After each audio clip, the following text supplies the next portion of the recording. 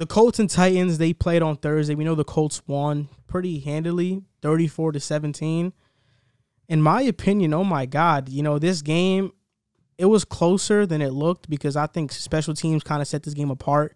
A blocked punt, a TJ Carey taking it for the touchdown, and that was horrible special teams play by the Titans. They could not block their punter. I think the punter's name was Trevor Daniel. Wasn't his first game too? Mm-hmm. Yeah, and he got picked off from practice squad. He just got picked off from from FedEx. He was driving a FedEx truck. Yeah, I didn't know that part. He was driving a FedEx truck when the Titans general manager called them to come and play.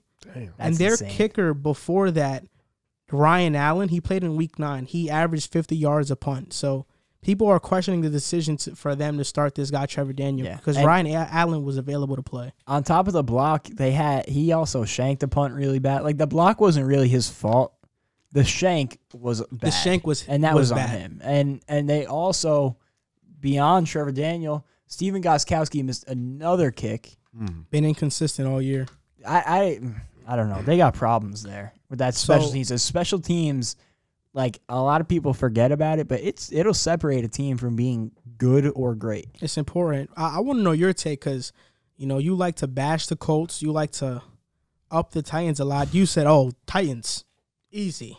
We did the pick'ems. We took the Colts. Yeah, I took when I was just watching this game, like the first half I was cool, and I was like, all right, this looks like it's gonna be a dog fight. But then in the second half, I felt like because throughout the game, I just feel like the Titans couldn't really get it going. Like I feel like they had a couple plays here and there, but I feel like they just couldn't really get a consistent, repeated drive going down. And then in the second half, the Colts defense just became suffocating and just stopped them. And at that point, I felt like it was over from that moment. This was the lowest amount of points that the Titans scored since Week 1 versus Denver when they scored 16. They scored 17 in Indianapolis. Ryan Tannehill had 54 yards in the first half. He had 53 in the second half. Matt Eberflus, I was talking about on last episode, and I think that I mispronounced his name. It's like Eberflus. It's around there or whatever. I'll pronounce it better next time. But he's been a great defensive coach. Their defense is super disciplined. Since he's got there, when he first got there, they had the 30th ranked defense. Since he's got there, they've had the 10th ranked defense. Last year, they had the 18th ranked defense, and now they have the 3rd ranked defense. So he's improved that group immensely. Yeah, and they kept Derrick Henry in check, who we failed to mention last week in the best running back in the league conversation. He's definitely up there. I don't know how we forgot. But you picked Camaro. He's definitely one of the top running backs in the league, and he got pretty much shut down last night. And on the other side of the ball, the Colts got 430 yards of offense. They shredded the Colts secondary. Or, I'm sorry, they shredded the Titans secondary, which, I mean, I guess you could say maybe Desmond King is getting adjusted, whatever, but at some point the excuses got to stop. I wouldn't even put it all on Desmond King. I'll put it all on whoever was guarding Michael Pittman Jr. Yeah. I mean, I didn't know him before this game. He came out the way. He was dominant last game. And I knew him. Sorry to cut you off, but I knew him before this game, and I was waiting on this breakout game from Pittman. He's been dealing with injuries. Exactly. He's been injured for the year. Last year, he had a breakout game for him. He had 54 yards against the Ravens. I had a feeling he was going to have it this game, and he had 100 yards. He had one rush that went for 21 yards.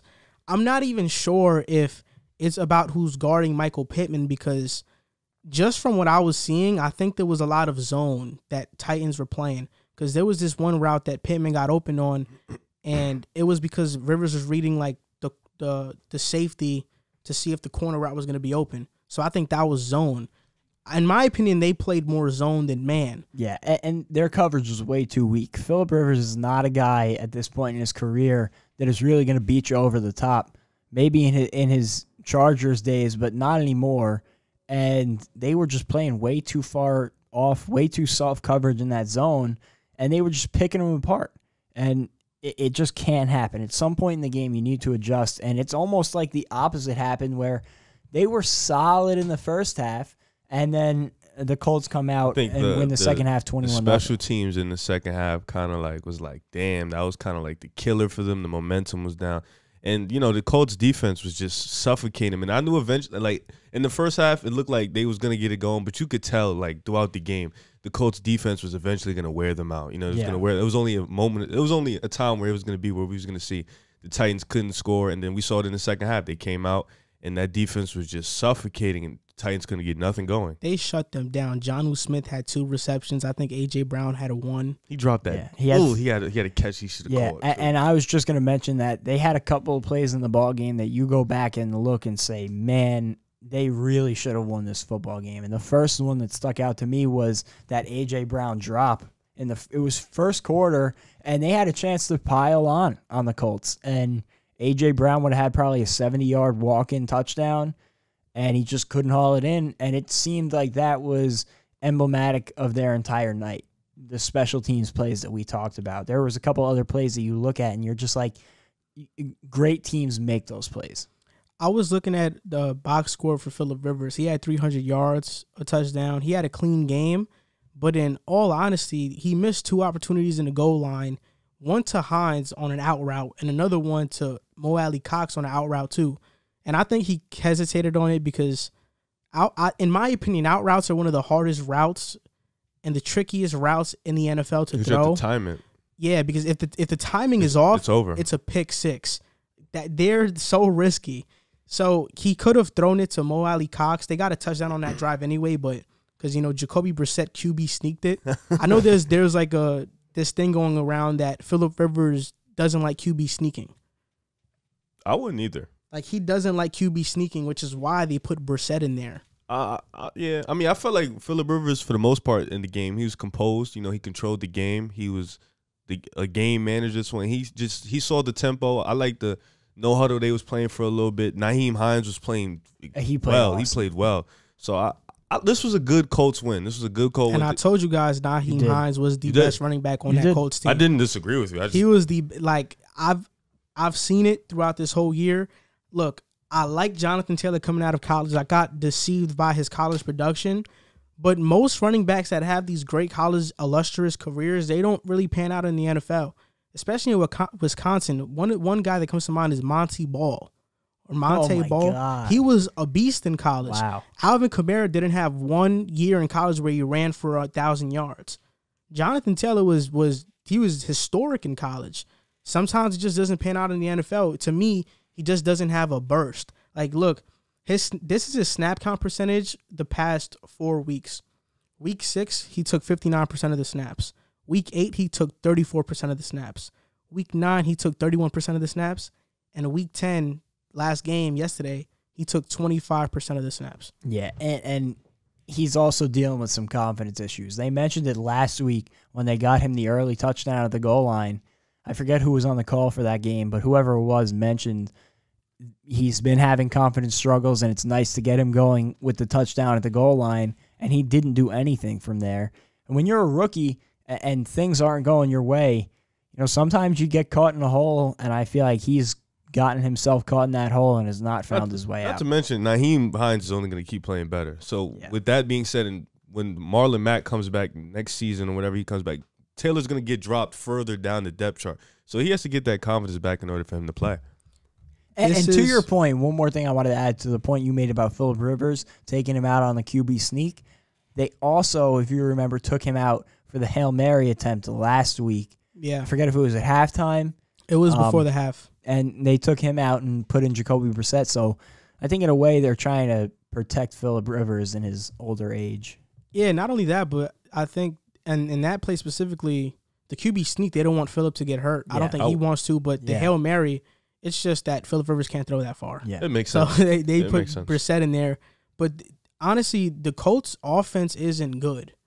The reason they're not good, if they had a better offense, they'd be one of the top 3 teams in the AFC. Because their defense is one of the better defenses in the league. Like, look at this disparity between these teams. The Colts had more time of possession, but they also had more penalties. They had 9 penalties for 73 yards. The Titans had 3 penalties for 30 yards. So I think this game was really decided by special teams. That touchdown that they got from the block punt, that was 7 points.